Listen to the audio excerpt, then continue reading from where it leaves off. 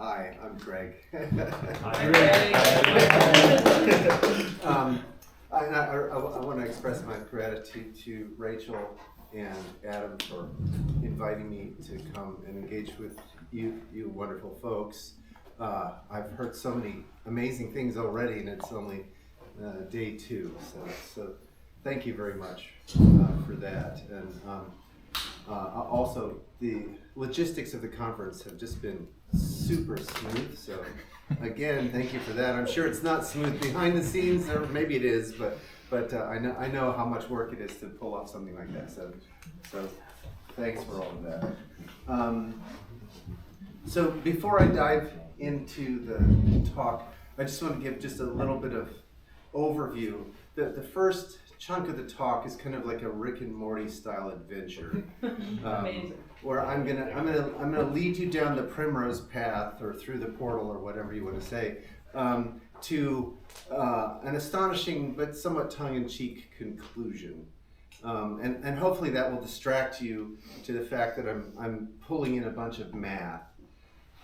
So I'm sorry that Yosha's not here, but so all of the math that Yosha carefully and deliberately left out of his slides somehow landed in my slides, and in particular, it's not really an accident. I'm going to talk about how you might go about formalizing a lot of Yosha's ideas.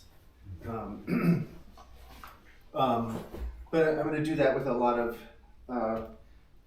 side comments about how things have been formalized up to date.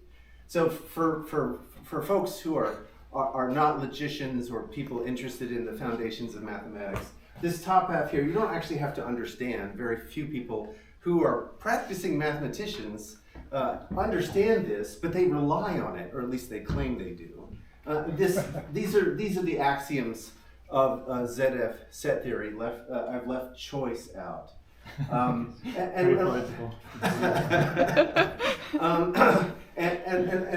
the reason I'm showing this above this, which this is another way of presenting the HDC operations, and very much consistent with Adam's instruction only presentation. So if I were to think about HDC not as actual vectors, but in terms of constructing them from instructions, this is that style of presentation.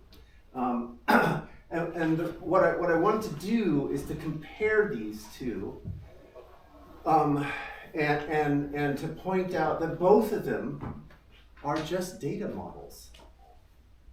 Both of them are saying something about some data structures. And it just so happens that the data structures have certain properties. And one of the properties is I can use the data models to code up universal computers. But they're really just data models. And what I mean by that is those two data models, they don't say anything about who's calling the operations on the data, when they're calling them, or under what conditions, right? And that to me is kind of important, and you'll kind of see in the first half where the Rick and Morty style adventure, sort of why that is the case. So let me take a step even further back. So what the hypothesis I'm going to put before you, I'm going to go ahead and give you the punchline right now. The punchline, yesterday Yosha was trying to convince you that agency is even lower in the stack than we thought. And I'm gonna say no, limbo lower. It's even lower than that, right? Agency has to come in much lower in the stack.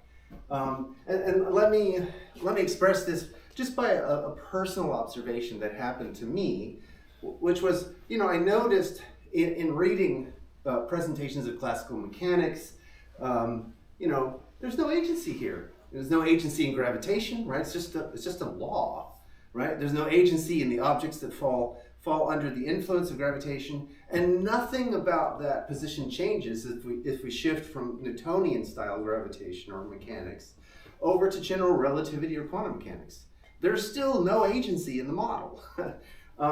But by the time we I was working with some fairly well-known and reputable biologists like Walter Fontana and Lee Hood and some other folks, and it was very clear to me that by the time we climb up to biology, it's really hard to not talk about agency, right? You can't talk about the immune system or the metabolic system without slipping into teleological language, which then imports a notion of purpose, which imports a kind of agency, and you would feel creeped out if you went to your physician and your physician used agency-free language to describe your diagnosis and your treatment, right? That would be like, ooh, where am I? What planet is this?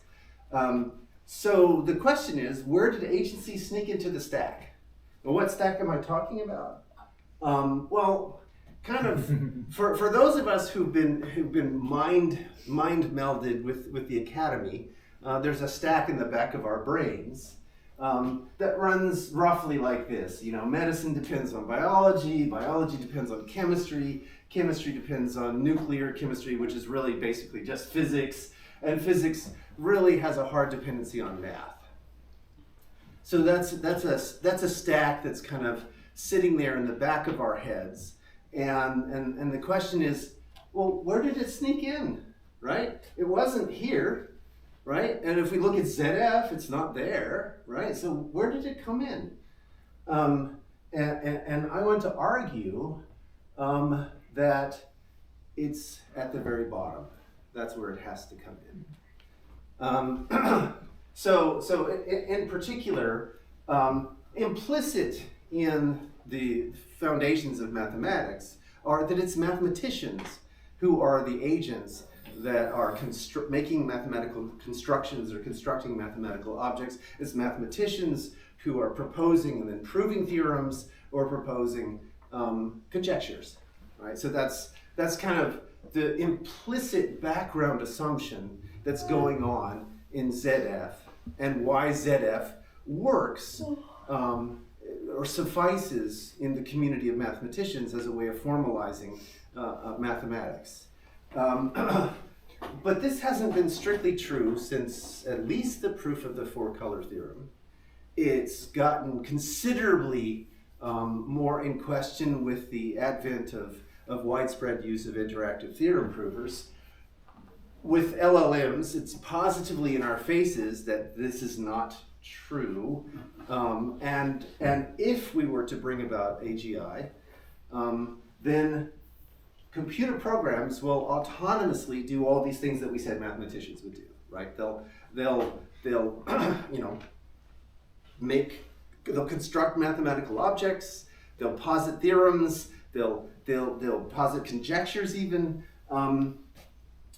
and they'll do so, on their own, of their own accord, right? That's one way to recognize that we've got AGI, is that they're doing these things of their own accord. Now comes the next step, which for those of you who have, like myself, who've been, infused or brainwashed by the programming language semantics community, right? The programming language semantics community says, well, programs are mathematical objects. So there's only one conclusion. Whoops. Oh. And the one conclusion is that therefore mathematical objects have agency, right? Yosha called me crazy to my face in this room yesterday at this time when I said that. But I think there's a reconciliation. I think there's a reconciliation between those two positions, right? Because Yosha seemed to suggest that there's a notion of spirit which is substrate independent, right? And that's kind of what this is another way of saying that. I would say it's substrate agnostic. Okay. It probably does require some substrate that has the necessary and sufficient conditions for performing computation, but it doesn't necessarily care which subset it is according to the church-turing thesis. Sure, and we'll go into some of the details about how we can compute more accurately and specifically than what's articulated in Turing's model. It's implicit in Church's model, but we'll go into the details of that. So I want to, being a mathematician, I'm kind of cursed with needing to say, well, what's a theory of agency going to look like as a mathematical theory, right? If I'm going to do first principles understanding of agency, let me ask some basic questions. And the questions that are implicit in the proposals that I give here, you will notice I don't say anything about intentions or beliefs, and yet I still arrive at something that is much more agentic than what we find with ZF or the current proposals for HDC. So the simplest thing is that I want to be able to say that agents are kind of not complete. They want to be able to receive information from the outside world or from other agents, right? And dually, they'd like to be able to give information to the outside world or other agents. And I've kind of encoded that in this little picture, right? There's a kind of sending and receiving that's going on in this picture. And since we have this notion of action and reaction, if you will, I'd also like to bring into the room some stillness.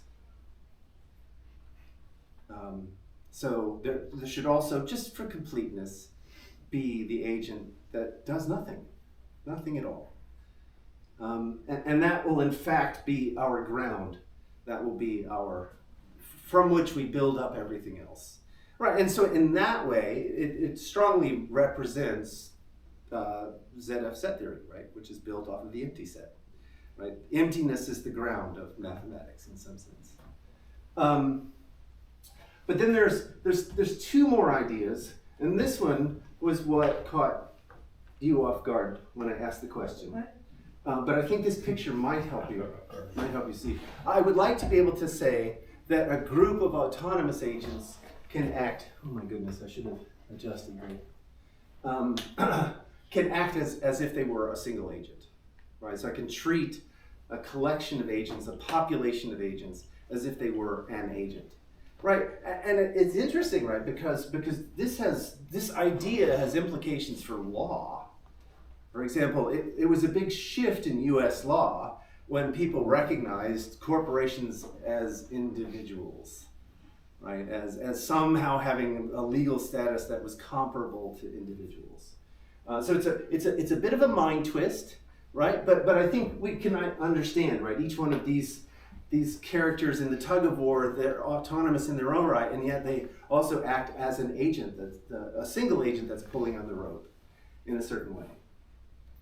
And there's another piece of the puzzle, and there's a deep conversation that hides behind this one, and I'm still writing down my thoughts about what this means in terms of the foundations of physics.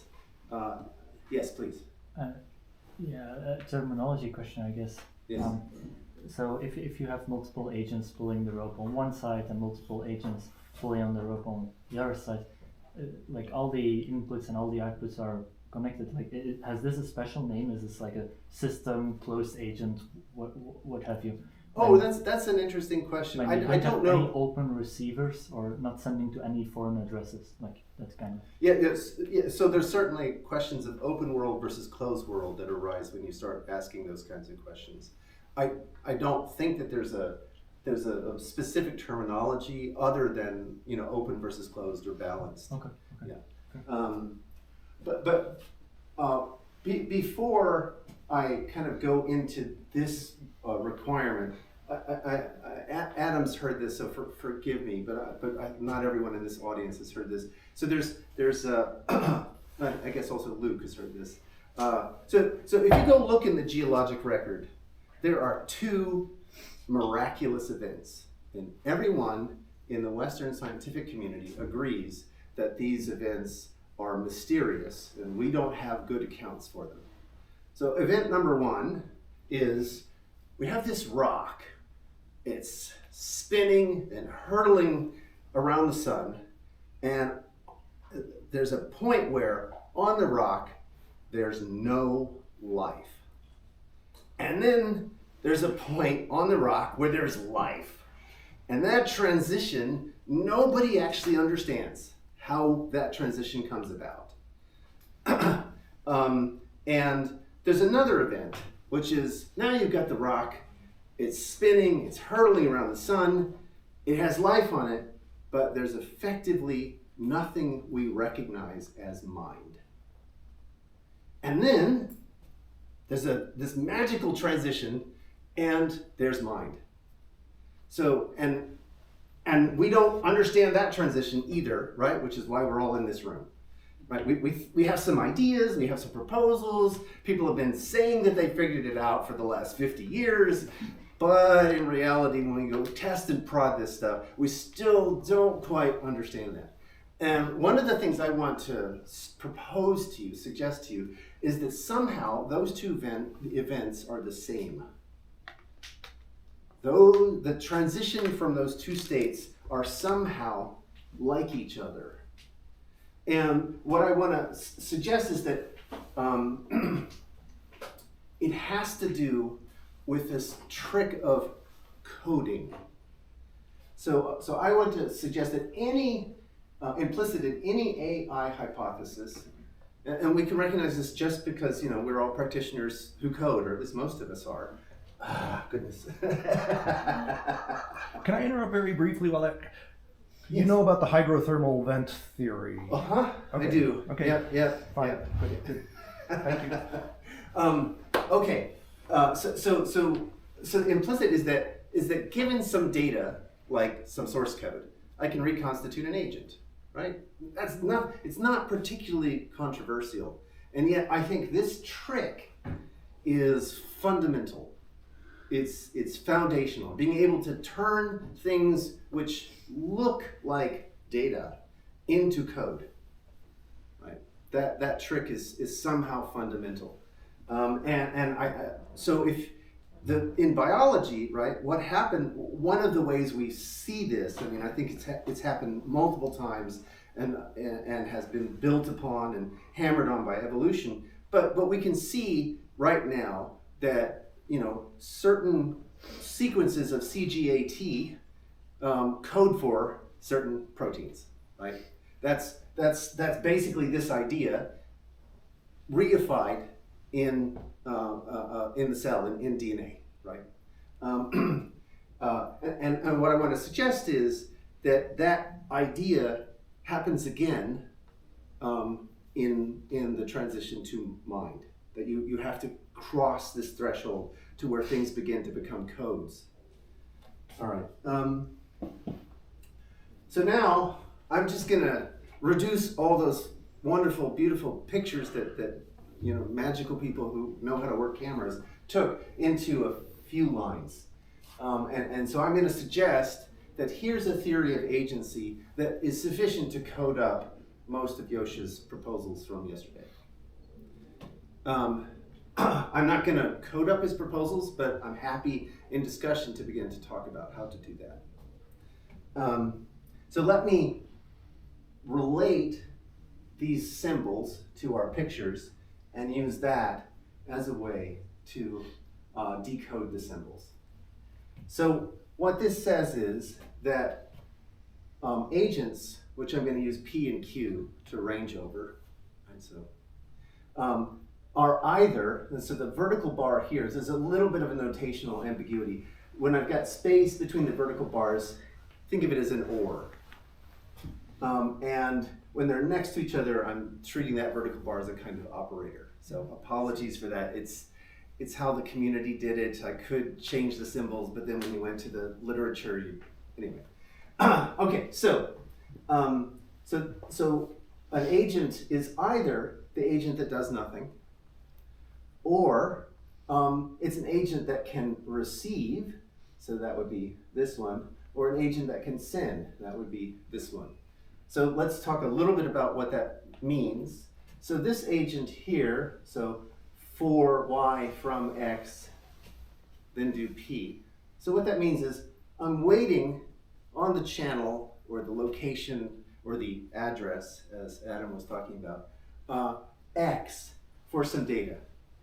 And when I get that data, then I'm going to do p. And the data that I got will substitute for y inside p.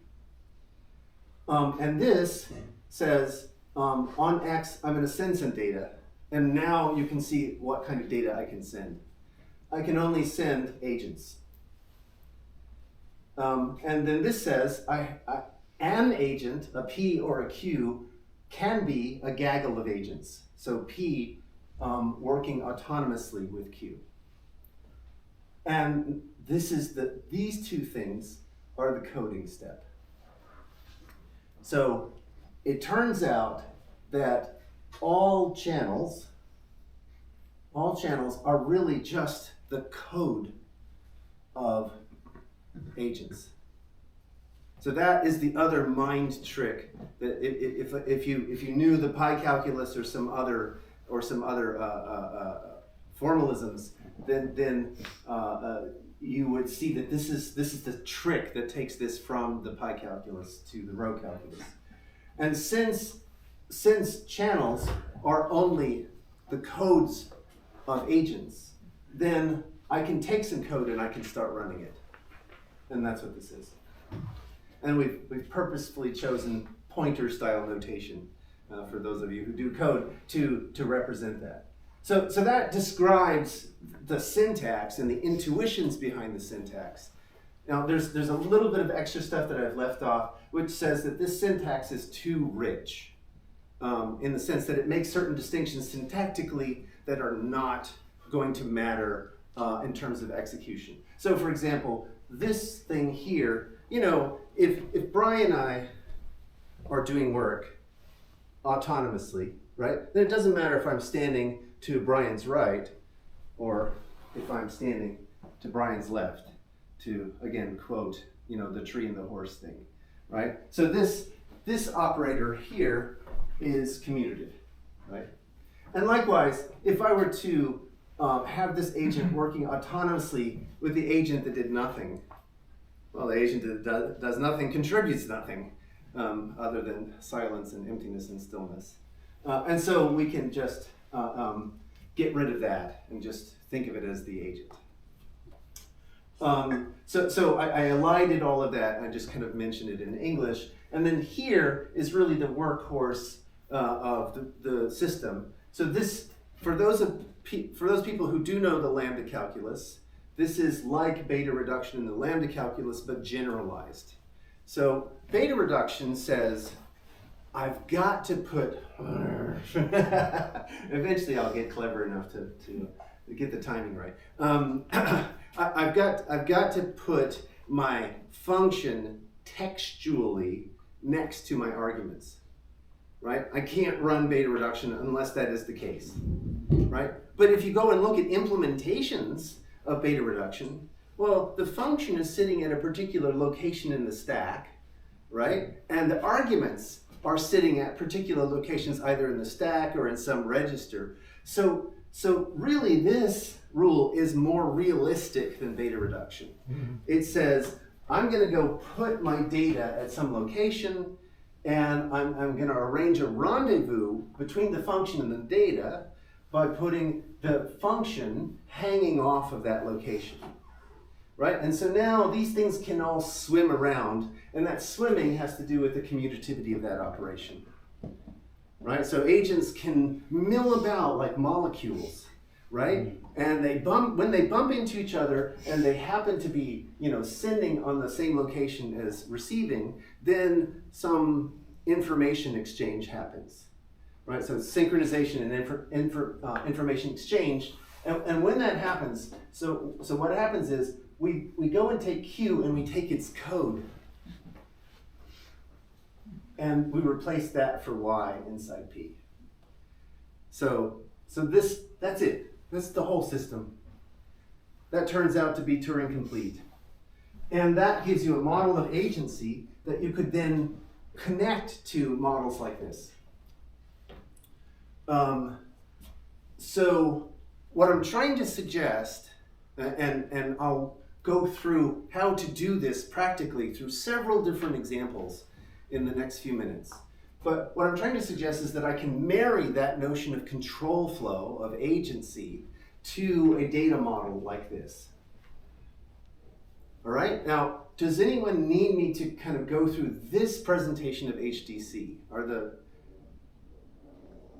Yeah, okay, all right, so there are some folks who would like, okay, so. Maybe you can zoom in a little bit more. The fonts are tiny. Sorry about that. There is a You have a plus magnifying glass up there. Oh, you're saying there's a, on the Top center that you had a magnifying glass. So. were you saying I could do it within the full screen mode? It's Command Plus. Ah, okay, thank you. Yeah. Yeah. So as Alex said, AI is easy, AV is hard. Okay. So this is kind of standard in the sense that or it's a standard style of presentation.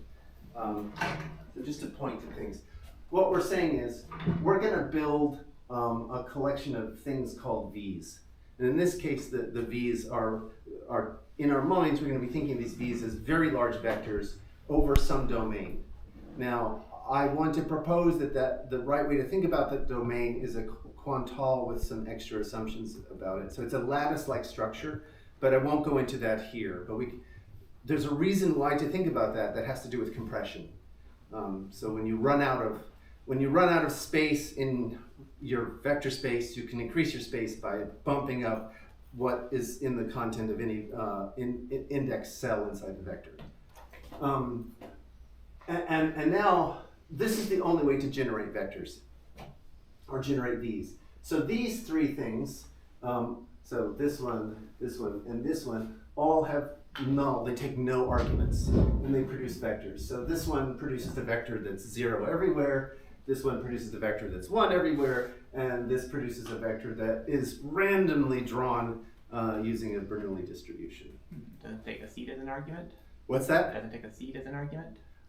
You could do that, but for now, the question there is names. Like, do you have names that you can send over and that someone else can recreate the same vector?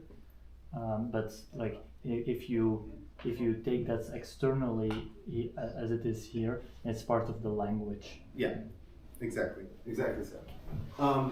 And then there are 3 more operations. This one, haha, I saw you. This one is just component-wise XOR. And now you can see why I propose a quantile. Because if I have a quantile, then I have a join and I have a meet. And by implication, I have a negation if I imply to the bottom element of the quantile. And so the quantile operations allow me to define the XOR. Here, I've kind of cheated. I've said, I'm going to take a couple of vectors and produce a new vector, right? So this is an infix notation for that. But what I'm suggesting is behind the scenes, I can turn this vector into a permutation. So this says I'm going to decode this into a permutation. I'm going to apply that to the second vector and then index into that, right? And then this last one is majority sum. Now, the reason I need extra assumptions about the quantile is right here in this definition. If it's just a quantile, I can't do a clean implementation of majority sum. I need a little extra stuff. But anyway, the idea is that the ith component of the majority sum over some collection of n vectors is the jth component of that majority sum is 1 if the majority of the jth component is 1 and 0 I want to make like a brief note, which is that conceptually for rand XOR majority 0 and 1, you can drop the index. Like conceptually, yes. You can drop the J index because nothing interesting is happening there. The only thing that communicates between dimensions is the permutation. Yeah, exactly. Yeah. Okay, so, Yeah, you can use page down, page down. Sorry. or you can zoom Command back out. 0 to reset Command the down. Oh, yeah. Yeah, go ahead, please. Sorry. I think for the next slide, will we need this? No, we don't need this. Okay, so now, so I proposed something fairly radical to you, which was, I gave you a theory of agents, a mathematical, with a mathematical axiomatization of agents. And I suggested, hey, why don't we glue this onto HDC to give it a control flow structure, right? But if you're like me, the first thing you would be asking is, well, maybe HDC has the notion of control already inside it. Why would I do that? Convince me that I need to do that. Okay, all right. So, what I'm gonna argue is that yes, in fact, we can go find a control flow model inside HDC. It's natural, it's obvious, and it would be miserable to program to. and so, you know. For most people, I apologize, I've been thinking about concurrent programming since I was a youngster, and you can see the gray hairs. So I live inside concurrent programming, but most people, they don't live inside concurrent programming. They don't think that way. And so I'm gonna ease you into it by showing you how to glue lambda on, and then I'm gonna show you how to glue rho on. And I'm gonna make an argument that rho is the smallest, you saw how small it was, the smallest gluing of a agentic theory onto HDC. Okay, so the control flow that's hiding inside HDC, it's very easy. All we're gonna do is do what biologists told us to do, or what biology told us to do. So in addition to this concrete domain of V's or vectors, I'm going to add a bunch of... Maybe you can zoom in again. Okie dokie. So... Go to the top, yes. This one? The right one. Yeah, there we go.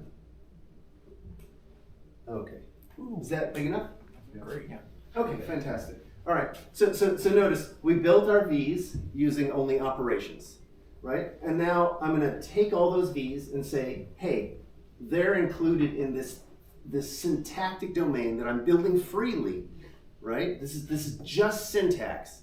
And right now, there's no vectors here except for the ones I imported from the V construction. This rand is not that rand.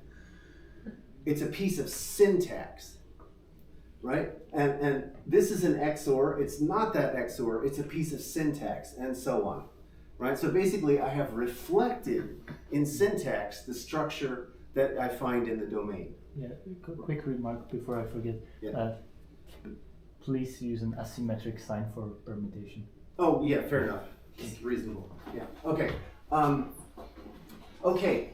And then just as with the row calculus that I presented earlier, I'm going to whack this syntax down by some equations that say, hey, you know, this is commutative and this is commutative and there's some distribution stuff. But I'm not really focused on that here. What's really important is that I can code.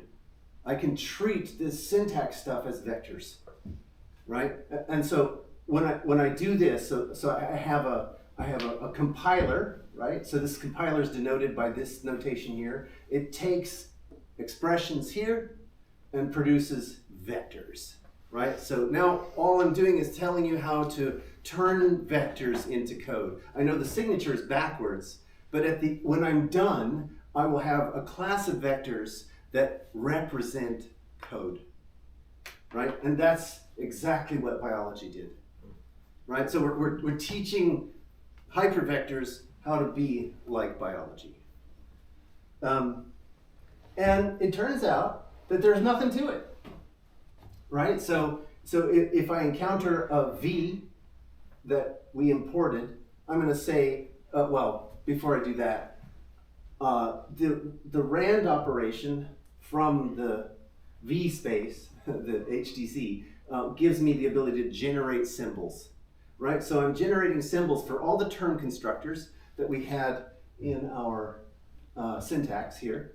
And I also generate symbols for accessors when something is on the left and right of an operation, for example. So armed with those symbols, so notice const is a symbol, right? So when I encounter a v, I'm going to say, hey, that's a constant, right? And so I XOR the symbol or the label constant with the actual vector. When I encounter this piece of syntax rand, I say, hey, that's just that symbol, right? When I encounter, when I encounter an XOR expression, well, I'm going to label it as XOR, and then I'm going to bundle the labeling of E1 with the left side and E2 with the right side. And everything else is the same. I mean, in the sense that I'm following the same recipe for doing this compilation step recursively. Does that make sense? People following along? Okay, so what? You encoded them as code, so what? Okay, great. Now I have a bunch of vectors I can treat as code. Well, it turns out that now I can do a rewrite system on those vectors. Okay, so I just compiled expressions down into the V space, the HDC. Now I want to show you a little virtual machine that lives inside that space. So if I encounter a vector that looks like this, right? So this represents some code, right? So in other words, I can look at the structure of the vector and determine that it looks like this. Then I'm just going to produce V. If I encounter a vector that looks like this, I'm going to produce some V that happened to have been drawn randomly from a Bernoulli distribution, right? If I encounter a vector that looks like an XOR, an encoding of an XOR, then I go figure out what this vector reduces to. I figure out what this vector reduces to. Missed it. Didn't give you the warning back. And then I actually take the XOR of the evolutions, and I repeat this same recipe for the rest. So this is a little virtual machine, right? And there's an interesting point related to Brian's talk tomorrow, which is now obviously on the side of some representation of vectors, I could write a little piece of Python code or Scala code or whatever that went and looked at a vector and determined if it was an encoding, and then made these transition steps. But what we want to do is to bootstrap, so that inside the vector representations, I have a running version of this virtual machine. Now, I won't talk about that bootstrap step, but that's ultimately what we have, what we would do if we were to do this. But you can see for yourself, this is a really impoverished programming language. It's really, really hard to, if you try to code in this, I bow to you if you can actually pull it off without errors. Okay. We heard a story yesterday about hex programmers. yeah, exactly. Okay. Smart programmers learn how to do it by writing assemblers and compilers. So now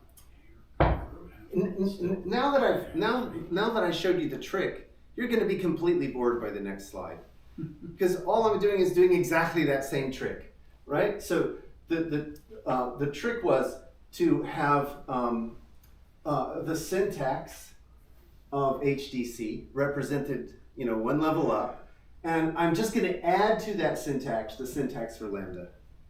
That's it, right? And now all I have to do is to expand my compiler to deal with abstractions, application, and variable mention, right? And in order to do that, I have to add an extra argument, which is an environment that the compiler is keeping.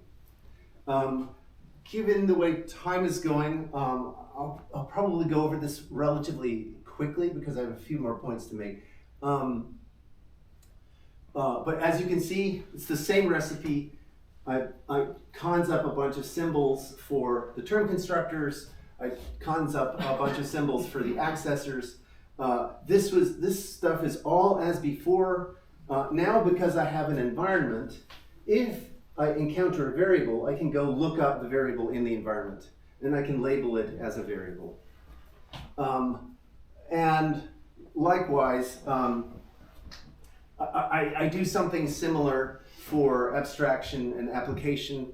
In the interest of time, I'm not going to unpack this. I'm just going to, I will point out one thing though, which is at the bottom of this page, you'll notice all of this stuff is pretty much as before, and I've got one extra reduction, which is basically just beta reduction. But look over here, I'm doing something kind of funny. So what I do is, it turns out the encoding is invertible. So I go, so the way this, you have to treat this as a spec, not an implementation. So the spec says, go take H1 and figure out what it is as a lambda term, right? And then do the substitution of what H2 would be as a lambda term, and apply the substitution, and then convert it back into a vector, right? So I'm not using the HDC operations, so that's a bit of a cheat, right? You wouldn't want to do it this, well, this doesn't tell you how to do it in HDC operations. Mm-hmm. Okay, all right, so. No substitution implemented in HDC. Mm-hmm. Right. So just keep that in the back of your mind, because it'll come up in do it. Oh, I see. So I think this is row. Yes, this is row. Okay. All right. So now you're going to be completely bored, because there's no surprises, right? You know, in terms of the famous Sherlock Holmes story, the dog doesn't bark, right? So. So same trick, right? I have a syntax for HDC, and now I just add the syntax for the row calculus on top of that. And I have exactly the same style of encoding where I keep an environment, and now I have to add the beta reduction rule. I have to add.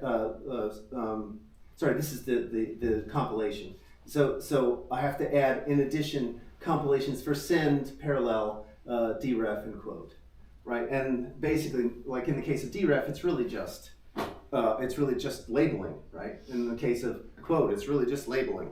That's all that's going on. And it's for the reduction, it's exactly the same, except so I do the same kind of specification trick here. I'm not telling you how it's done. And I'll tell you how it's done in a second. But I also have to add this context rule. So if it turns out that H1 reduces to V1, then H1 together with H2, so that's parallel composition, reduces where H1 did its step, but H2 was left alone. Right? So that's kind of what it means. This is what autonomy means in these symbols. Okay. Before we get into the details of how you do substitution, let me stop and see, are there any questions? Because I bored you with 3 slides, right? Go ahead. In the row calculus, usually there's a huge shemazel about if Y occurs free in Q, and you do this substitution, and all the greats got it wrong for a long time. Yeah. And So the compiler's taking care of that. Okay, but I wanted to just conceptually, do you have that substitution problem in the face of quote and unquote? Oh, with respect to row itself? Yes. Yeah, you have to be careful about free Okay, games. you do. You All right. absolutely do. Yeah. So you need De Bruijn plus. Yeah. Okay. Yeah. That's right. Okay, but the question you ask raises one of the reasons why you want to use row with HDC. Yeah. Which I will get to. I just want to quickly kind of go through this, and then I want to return to that point. So thank you very much. Okay, so the main trick here and you don't have to understand the code here. Let me just explain what I'm doing in a picture. So the previous compilers walk the syntax tree, and at every level in the syntax tree, they make a recursive call to the compiler, right? That's essentially all that's going on, right? But now let's say I have some. So let's take a look at a typical small row expression, right? So we see that the root of this expression is the par operator, right? And then beneath that par, I've got a 4. And then beneath that, let's say I've got the x and the 0, right? And this can be kind of, as Brian was alluding to, this thing is really just a De Bruijn index or a De Bruijn level. And then on the other side, I've got a send, and so I'll label that with the bang, and then underneath that I have x and a 0. So what I can do is I can walk the syntax tree, right? So I can start from the root and get a path that goes like that. And all paths will either end in variables or names and constants, and that's it. And so I build a tree, I build a table, which is a path, a fully qualified path, and the variable or constant. Right? So every interpretation that I gave before can be in fact encoded this way. And now you can see, I'm hoping, how you could do substitution entirely with the HDC operations. If you don't see it immediately, work on it for 5 minutes. If you don't see it in 5 minutes, come talk to me, we'll work it through together. Okay, so now I want to say something. I know that it's late, you've all been thinking very hard, it's sitting still for a long time. So I want to conclude fairly quickly. So one high-level point is that the procedure I gave you, you saw how boring it was to go from just plain vanilla HDC to HDC with Lambda or HDC with Rho. In fact, if you give me any theory of computation representable in Fiore's higher order abstract syntax, so that would include, say, I don't know, JavaScript, the JVM, ambient calculus, Fortran, blah, blah, blah. All of those things I can compile in this fashion. Right, so this is a compiler for HDC. So hopefully that makes sense. It's important that we have this kind of generality because we want to be able to explore lots of different models.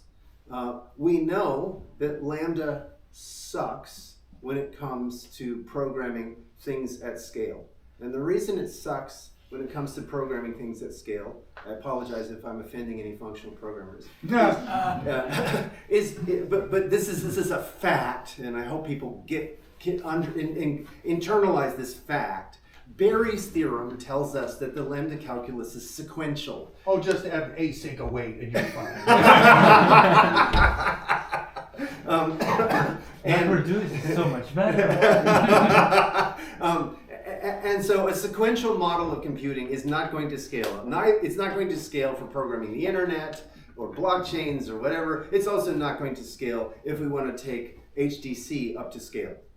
And part of the reason, now we get to Brian's point, part of the reason we want to use a model like the row calculus, now, this is a subtle point that may have gone by because this is your first time seeing the row calculus. Since names are just the quotes of processes or agents, then they're isomorphic to processes or agents. Right, so all the operations, the syntactic operations on processes, turn out to have analogs on names. So now I have a whole algebra which I can exploit to define different namespaces. Now, anybody who's done production code knows that namespaces are what kill you, right? And to be perfectly honest, the big value prop of HTTP is you have a globally accepted namespace that has a tree structure, right? And then we can map that tree structure onto a bunch of distributed servers. And we know how to do that, and we can do that efficiently. Here we go. So with the row calculus, you can not only define extensional collection of names, where I tell you exactly what the names are, like a ports list, right? I also am able to define namespaces intentionally in terms of logical formulae or functions that say what names are in this namespace. So you can think of it as like a grammar or a recognizer or whatever you want. But I can now define namespaces programmatically. And that becomes important. So for example,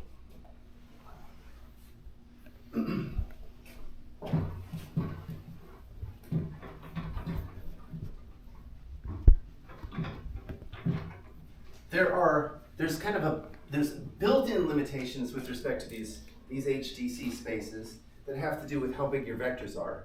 And how big your vectors are determine how deep you could go in terms of compiling these terms down, right? Without beginning to get noise.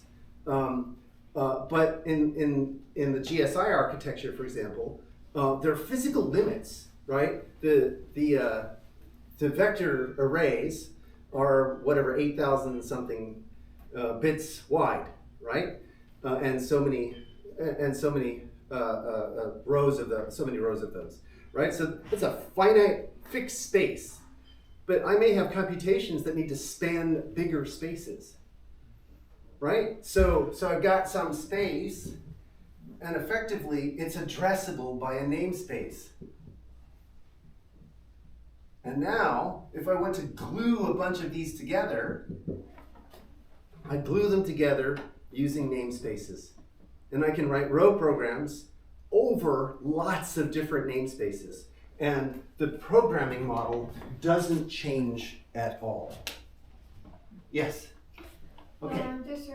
Maybe if we want to have 5 more minutes to close off your talk, then we do about 15 minutes of questions. Yeah, that's exactly. Yeah, thank you.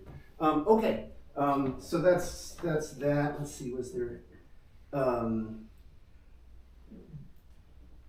the one thing I want to say, we can go into this in discussion, but the one thing I want to say is, it turns out that the row calculus, because it's compositionally designed, there are lots of variations on the row calculus. So this is a variation which allows us to do fuzzy communication, which includes fuzzy control flow. So basically the idea is that now, instead of matching on the names exactly, we have a degree of matching. And depending upon the degree of matching, we get a degree of the communication of information. So, yes? So that's begs the question, if you have degrees of matching, like, can you also have like types over this, and or like any lattice over it for doing the matching? The short answer is yes. We can actually. There's so much to say, but let's talk about it in discussion. Okay, but the short answer is yes. Okay. It also turns out that if you look. Oops, wrong direction. If you look here, what we said was 0 is the ground, right? We started with stillness or emptiness is the ground. But I could also just add built-in operations right here. I could say I have this whole collection of built-in agents. So this is how I do foreign functions for those people who are interested in treating this as a programming language. But I can also do weird things, like I can have a red version of agents and a black version of agents. And the red version of agents go in here, for the black agents, and the black version of agents go in for the red agents, and now I can do all kinds of interesting things that have to do with context switching and switching to different processors. Like a macro topology over the evaluation. Yes, exactly. So we have barely scratched. There's another one, another quick example, and then I want to close out it and suggest and move into discussion. So in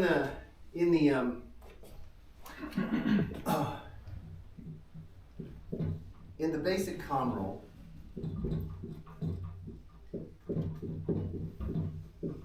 right, this goes to P, in which I have at Q for Y. Now, in real computing, like for example, if I'm doing internet-style computing, right, I frequently mix and match protocols at different levels. Like I might program some components that were written to TCP/IP with components that were written to HTTP. So now I have to do some kind of impedance matching, right? I have to tear apart the HTTP packets and reassemble some kind of packets that are TCP and vice versa, right? But it's also, this goes on in the cell, right? In the cell, what's happening in the cytoplasm is happening in femtoseconds, right? It's really fast. And what's happening in the nucleus is happening in seconds, sometimes longer than seconds, right? So the time scales are just enormous. And how could we talk about systems that are obviously like single-celled organisms that are they're getting impinged upon by sugar. The sugar is creating a signal that goes through the cytoplasm to the nucleus, which is then producing the proteins that rotate the flagellum so it follows the trail of sugar, right? So how do I mean, obviously the communication flow is happening across all those scales. How does that work? Right? We try to model that with differential equations and we get lost. Right? Okay, so let me show you something. Instead of just putting Q here, I can do this. I can put some context, right? Some program context, right? So that's just a version of this where I've knocked a hole in it. Okay? And K does the impedance matching. K could also do error correction. It could do all kinds of things. But it also gives us a way to compose calculi, right? So if I say that this is my comm rule sub K, then I can compose a calculus that is comm K1 with a calculus that uses comm K2. And how do I do that? Well, by composing K1 with K2, right? So I put the composition of the Ks in here. So now I can, and the reason this becomes interesting and important, yeah. So this is like a composition. Can I also do like a direct product? Like you can use both at the same time? Yes, yeah, exactly, yeah. We can do, there's lots of algebraic tricks. We've barely scratched the surface of what we can do with this framework. But let me tell you how I thought of this. Back in the early 2000s, I had hired Satnam Singh, who was the chief hardware engineer at Xilinx. He was, doing all the FPGA architecture. I had hired it into my group where we were doing an earlier version of this kind of stuff based on the pi calculus. And Satnam and a couple of other hardware geniuses, we all worked together because Bill had asked us to do a Think Week paper. So we got together and we did a pi calculus chip. And Satnam noticed that the chip was so small, you could tile the FPGA surface with these chips. And now the interesting question is, well, I got work coming into one of these FPGA systems. How do I get it to the right pi calculus chip? So instead of doing a pi calculus chip only, I do an ambient calculus chip, which does the work distribution, and then at the leaves I do a pi calculus chip. Mm-hmm. But now I've got heterogeneous calculi, and how do I compose the calculi, and how do I know that the system end to end is correct? This begins to give us an answer. So I can now talk about composition not just at the level of agents, I can talk about composition at the level of the laws of physics, the different universes that are governing the agents. So it's composition all the way up. And with that, let me close.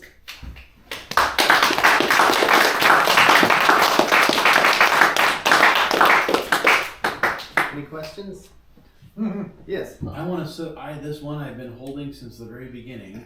Imagine my doctor was talking to me with no concept of agency. Go. I was going to type this into ChatGPT if you can't answer. Sorry, it, so- this is too creepy. I really don't like to contemplate those kinds of conversations. Really? I'm trying to just understand it, and I'm having a hard time contemplating what that would look like. Agency is so baked into my worldview that I can't see it, if that makes sense. Yeah, no, but that's kind of the point I'm trying to make is that, but you know what it's like. It would be to- third person for starters. yeah, The patient has some issues, and but not even the patient, right? You'll go down a level. You'll say there's a mechanism by which the metabolism is is faulty because there's a cellular pathway that is not reaching a particular state. that which- sounds exactly like my doctor. Is it possible that really old, really good Jewish doctors like my doctor Do not actually contemplate agency. I just, this guy's great, but that's how he talks. Exactly. Yes. Right, so back me up a little bit, give me some high level here, so Okay. where are you at in this process? I know you got some code, I know you've been working with Brian and GSI team, so what's the direct application for this, right, bring it home for me. Okay. Sure. direct application to a mathematician is very scary. Yes. It's a question, I give it back. All right. So let's do an architecture block diagram, right? So we have our user here who's expressing their programs in the row calculus, and what we'd like to do is to target some hardware that is HDC. So I need to get these into the form of hypervectors, right? So I have written a compiler which does this. Now the question is, what is exactly this? Because ultimately I want to get this onto the GSI architecture, right? So right now, what I'm targeting is a syntactic representation of the HDC operations that you saw in those earlier slides. So it's operations only, right? And then, I can put something in between here, which walks that syntax tree and produces vectors that I spray onto this chip, right? And then the other piece of the puzzle, as I described, which I have not written, is we start with your control flow on the outside. So that little those rewrite rules which I described before. So I'll just write, like a piece of Scala code, or I guess it would be Python, right? Well, yeah, Python. we can work those details out later. I asked you to send me JSON. Yeah, exactly. So If you no, send me but JSON, I can do it. No, but this is important. The JSON is this. Yeah. So I'm going to send you the JSON, but now I've got an actual vector sprayed, or a bunch of vectors sprayed all over the thing. Yeah. right? Okay. Now I have to run it. Yeah, sure. Right, So you can call the library that's expressed in Python, Yeah. or you can let's communicate with Mathematica or something, Yeah. and then I can. Yeah. We'll find some great ways to do it. But to answer Rachel's question, so now I'm going to write some Python code, Yeah. which does those rewrites. So it looks in the vector and uses the labels that I've carefully sprayed them with to say, okay, this is a par. Yeah, reconstruct the operation. Question, let me interrupt, sorry for the sake of time. No, go ahead. So, is this general purpose compiler for HDC? So the first step is just the compiler for row, so I can run row programs on. Well, it compiles down in HDC, so general purpose to HDC compiler. Yes. Oh, Eventually. thank you for doing God's work to take some stuff off my plate. But the next question is gonna be, Again, I'm only testing the compiler for one language. Yeah, no, Yeah. I'll wait for Brian's talk to ask for the second part of God's work that I need, which is getting it onto the chips. Yeah, so we'll have, but it's not just a compiler, it's a compiler plus an execution engine. there's a runtime, yeah. A compiler plus a runtime plus a bootstrap. Yes. Lovely. So that all of the execution is happening in vectors. We never go back. So for it, wait, hang on, just anecdotal point. So HDC, for anyone who doesn't know, is functionally complete. So it's very powerful in the sense that you can run any program this way. That doesn't mean you should go. No, I didn't. Exactly right. Right. Exactly right. And part of the reason I want to build it this way is so I can go play around with it, run some experiments, have some fun. Well, there's another thing too, and it doesn't, just because we can do row very effectively and hopefully efficiently, doesn't mean you should write every program you think of in the row calculus. Yeah, exactly. Yeah. Shouldn't good, not If you superpose two instruction vectors, which one runs, or do they both run, or is there? Oh, so in the semantics that I gave, if I have, let me. Because I'm not talking about your runtime. So Okay. the only thing that I talk about running is if something has an operational semantics. If you don't have an operational semantics, I can't help you, right? This doesn't but in Right, right. Well, that was my question. Like, so you're just decoding it to a state machine, and then, like, you're just decoding it crisply, and then executing that crisp. in the operation. first iteration. Okay. In the second iteration, I would like to explore fuzzy row. Because it would be really Yeah. freaking cool if you could, say this is 50% this operate, 80% this operate. I don't know. Maybe it would just crash. I don't know. No, It might be really no, we can no. explore that with fuzzy Yeah. row, but first I want to implement something I can debug. Okay. Yeah. Before something I have no clue how it works, right? Yeah. Anything else? Yes. I mean, so your overarching thesis, which is really interesting, and I'm not as interested in the specifics because I'm not going to implement them. Okay. Some people in this room are. Yeah. But your thesis is, you brought up these 2 points in the history, the geological history of the Earth. At some point, there were slime molds. At some point after that, there were things we'd recognize as neurons or whatever, as intelligence, right?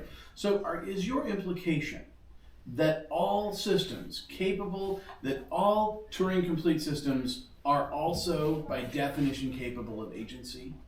You don't know, or maybe you don't go that far. It's a with reservations and asterisks. What is that? What you mean? So that's a really good question. So agency doesn't it's not recognizable until you can recognize autonomy, and you can recognize boundaries, and you can recognize crossing boundaries. Can I ask you some questions about those definitions just to clarify? Okay. Autonomy, it responds on its own. I don't have to, like, It acts of its own it accord. acts of its own accord, okay.